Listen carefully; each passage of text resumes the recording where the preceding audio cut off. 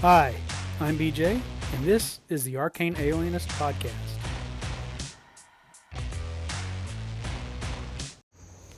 Hey BJ, Daniel from Bandits Keep calling in. Great to hear you back on the air.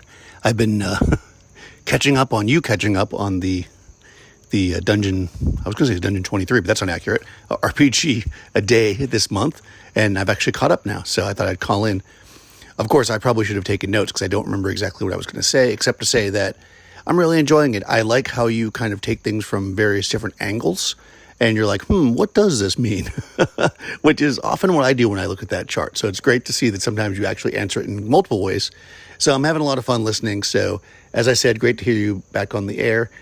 Also quite jealous that you get to play with Carl so much. Sounds like you guys have some awesome campaigns going, and that's great to hear. Anyways, I will continue listening as you continue to put things out, and I'll talk to you soon. Hi, Daniel. Good to hear your voice. Thanks for calling in. I appreciate it. Um, I'm trying to catch up on some of your more recent episodes as well. So I get a feeling that if you and I were to get together and talk about some topics, we would sort of talk around them in circles from every possible angle and just sort of, you know, a whirlwind of, well, do you think about this? Or what about that? Or what if we did this? Or well, that would be cool. And it would be a lot of fun for us and maybe a little bit dizzying for anybody else listening, but we should do it anyway. I think that'd be a lot of fun. Yeah, I do appreciate how often I get to play with Carl, and well, I think it'd be a lot of fun to get you in on some of those games sometime. So anytime there's a time where we could all get together, I think that'd be a blast. So thanks again for the call, and everybody that again is Daniel Norton of the Bandits Keep.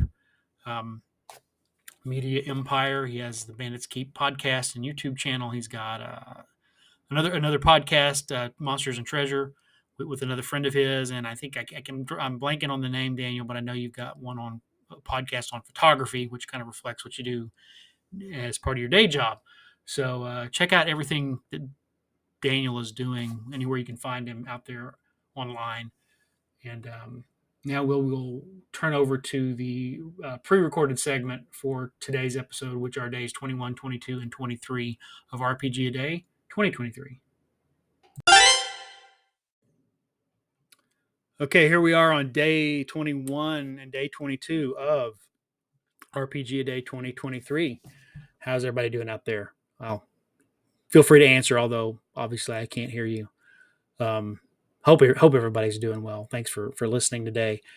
So we're up to day 21 and 22. Favorite licensed RPG. Favorite licensed RPG. I'm assuming this means you've got a licensed intellectual property like Star Wars or Conan or something like that, and then someone has gotten the rights to create a role playing version of that. I've commented on this before about how it's kind of uh, it's bittersweet because you know that these licensed properties are going to change hands sooner or later, and you may just love what a particular role playing game designer or company has done with a licensed property, but for some reason it just doesn't stick. Sooner or later, that rolls over and the property goes to somebody else, and you get a different. We're on our second 5e version of Middle Earth.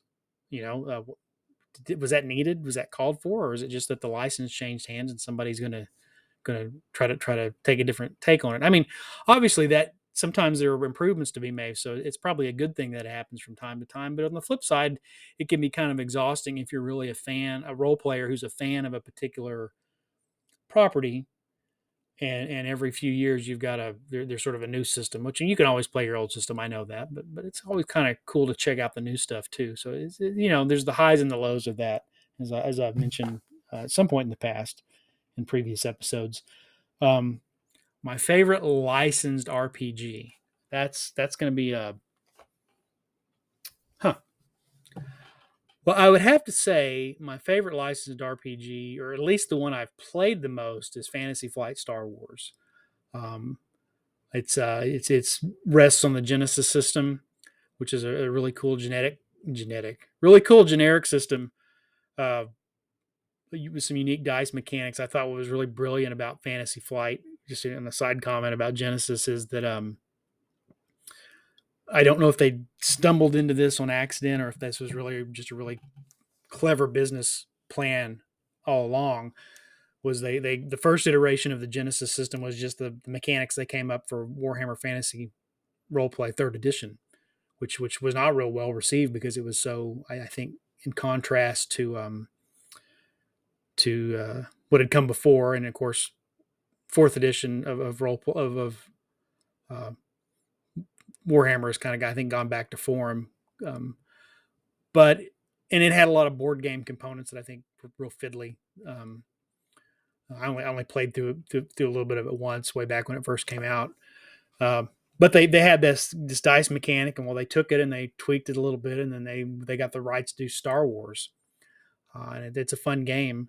And they've done pretty well with Star Wars. And I've enjoyed playing licensed Star Wars, and I don't know if it's so much about the mechanic, or is it just or the that version of a Star Wars role playing game, or is it just Star Wars is a lot of fun. To me it's a fun galaxy to play in because there's so much. It's so rich for storytelling, even outside the saga and the characters that we see in the movies and television shows that are kind of the main characters. There's enough room for you to play in the periphery at different eras of the history of the Star Wars galaxy, and in different, you can be, living on the fringe, and that's kind of how Fantasy Flight has divided the game up. There's Edge of the Empire, where it's more about being smugglers and bounty hunters, or even just everyday people trying to eke out a living as an explorer or a colonist or something like that. There's adventure to be had there, kind of on the fringes of high society or the underbelly of the galaxy. And then there's Dawn of Rebellion, which you can use to play more members of the Rebel Alliance in conflict against the Empire. And then there was the Force and Destiny, which is more about playing Jedi and getting into that thing, that elements. And then I think they've had other components again, so you can play in the Clone Wars era, the Old Republic era, and up through, and then the pre kind of the interim between episodes 3 and 4 were reflective of Star Wars Rebels and some of the animated shows and movies like Solo and um, kind of the Obi-Wan series that was on Disney Plus last year. Those things, so you can get the full range of the Star Wars timeline. But it's a big enough place and enough galaxy that you can hit those tropes that make it feel like Star Wars without having to really wed yourself to the actual events or the storyline that are seen in the movies and the main saga and the TV show. So that's a favorite of mine. I gotta say, I haven't got to play it enough, but Marvel, I really enjoyed what little I did get to play of the Margaret Wise Marvel role playing game that came out several years ago. I still have it on the shelf and would be happy to play it or run it. But then I'm really intrigued by the new Marvel Multiverse role playing game, which again is kind of interesting because it's Marvel publishing the role playing game. They haven't licensed it. Maybe it's not licensed because it's being published directly by Marvel. They haven't licensed that to another game company, which makes me think maybe it'll, if it's received well, maybe it'll just kind of, we may get a second edition or a third edition or a fourth edition on down the line is like we do in games, but it's still Marvel publishing its game and not it changing hands and being radically shifted to something different every time a different game company gets a hold of the IP. I kind of wonder when what was bizarre to me, just commenting on that, pre the debacle of the last several months with Hasbro, it seems strange to me that they had the best-selling, most popular role-playing game of all time, as some people argue, is D&D, with 5e, which is the current edition and the most successful edition, and Hasbro owns that outright. And comparing to Fantasy Flight, who sort of developed a system that they felt worked and then just stuck with it for multiple games, when Hasbro goes to create games for its own proprietary My Little Ponies, Transformers, G.I. Joe, it didn't use the 5e engine for that. It went in a different way. They didn't put that under Wizards of the Coast to publish role playing games based on those properties. That seemed odd to me. I'm sure they had reasons for it, but looks like maybe sometimes Hasbro's reasoning is good and sometimes it's not. But based on kind of how they've handled D&D and Magic the last several months, but that was really interesting to me that they didn't sort of build off the momentum of 5e in the way they did the GI Joe, Transformers, and My Little Pony. But at least the GI Joe and Transformers are compatible systems. I think the My Little Pony one is a little different from the one. I haven't looked at them close enough to know, but and it looks like fun. I definitely want to give that a try. I have both of them on the shelf. I just haven't had a chance to play them. I know Carl Rodriguez ran a one shot of GI Joe and Transformers for his wife's birthday several weeks ago, and I was going to be in it, and at the last minute, I got busy and wasn't able to. I had to take care of some work stuff. I was actually in Washington D.C. at a conference, and I thought I was going to have that evening free to just go back to my hotel room and play. And then I got roped into some business stuff that went on into the evening, and wasn't able to join the game. So hopefully I'll get back on it at some point. Carl, hopefully you're going to revisit that, right, buddy, pal? Anyway, so probably again, favorite licensed RPG. I think it's more my favorite licensed property that I'm interested in playing in are probably both Star Wars, Marvel, and then Star Trek. I really would like to get into this Modiphius Star Trek thing right now. So, although I feel like with Star Trek, you could probably always go back to Traveller and kind of create Star Trek. You could sort of do a little bit of Star Wars like stuff if you include psychic powers, but I don't think it really captures Star Wars. But I think Traveller with if you wanted, it could approximate Star Trek a little bit. Depending on the technology level, you need to tweak a few things, but we do have a actually licensed Star Trek thing from Modiphius that looks like it's a lot of fun.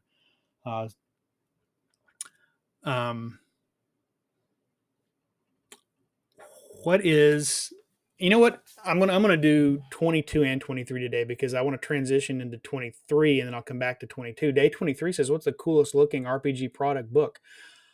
Well, I actually think the Star Trek, just having mentioned that, is pretty cool. It's it's Modiphius, so it uses their 2D20 mechanic.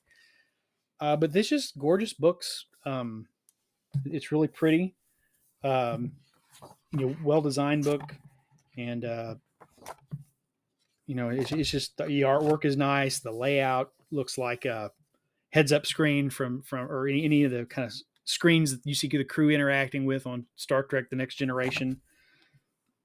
In that era, although it has stuff for the original series era as well. Hopefully we're going to get some more supplements that'll give us lower decks, and also Strange New Worlds with the original series era, but before the original series, where you've got Pike as the captain of the Enterprise, and we can see some stuff there. Although I'm sure you could, with the rules that exist, you could easily create that on your own with the references they've got for the original series. But it's just a really, it's a nice artwork and nice, well done book. And the dice are really cool. It's Modiphius. So your standard, what you want on hand is a pair of D20s and 4 6-sided dice. Well, they've got, their special 6-sided dice that have different effects, and they've got them with the Starfleet logo, the chevron, inverted chevron, or that is the emblem that they use, or what they use on the 6-sided die. And then the 2 20-sided die, you can get gold dice for that look like the I guess in the original series that would be the command branch, or the command division with the gold dice. You can get a set with red dice, and the which would be operations of the original series, but command of the Next Generation era. And then you get them with 2 blue dice, which I have because I'm a dork and I love it, and I'm a collector and a hoarder. So the blue dice, which is the science division. Oddly enough, in the packaging, I'm looking at these as I'm describing them. The gold dice has got Kirk with his gold shirt. It's kind of the artwork. And the red dice has Picard with his red uniform. And the blue dice have Janeway in her red uniform, which, it's kind of, it looks like they're going for a captain theme there on all the boxes. So whoever they put on the blue is not going to be wearing blue. And I know Janeway at least started in, I believe, in science before she went into command. So there's that. But you could have put Spock on there, for blue. Anyway, and then they've got a set you can get also with the green dice that represents the Kirk's alternative shirt.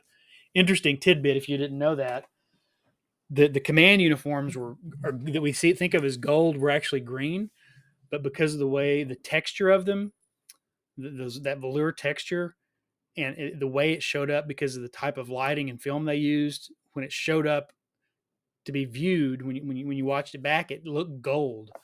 They were actually pretty much the same shade as what we think of as Kirk's green alternative kind of tunic shirt. It's just that was made out of a different material where the actual color showed true on film, whereas everybody else's were. And every now and then when they step kind of to the edge of the camera and get in a little bit of they're not quite in direct light, you can get little hints of that green in the original series. So, but then, by the time they got to the animated series, they just colored it gold because that's what everybody expected to see, right? And then gold became the official color instead of green of those three. So interesting fact about why Kirk had that weird green shirt. And of course, it's been canonized to actually be gold and green and not all green. So that was a long discussion of days 21 and 23. Back to 22, the best secondhand RPG purchase I've ever made. That I've ever gotten secondhand. I think hands down it was getting the original Mold Van Cook box sets. I didn't actually have those. I came, as I mentioned before, I came in kind of in the AD&D era, and didn't really get into basic D&D until much later. And so being able to get those box sets, I found them on eBay, and they're still very prized possessions to me. Those are a great secondhand RPG purchase that is really I treasure. All right, well, that's days 21, 22, and 23 of RPG a Day 2023. Hey, don't hesitate to reach out. You can, like I said, on SpeakPipe. Send me a message, an email. If you're on Discord, you can find me on Discord. But I'd love to hear from folks. So I'll be back tomorrow with another episode.